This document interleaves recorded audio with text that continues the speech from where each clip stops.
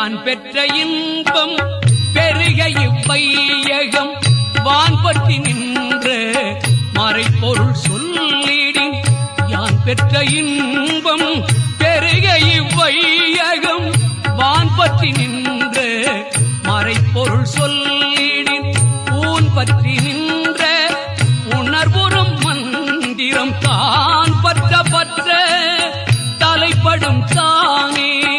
ஊன் பற்றி நின்ற உணர்வுறும் மந்திரம் தான் பற்ற பற்ற தலைப்படும் தானே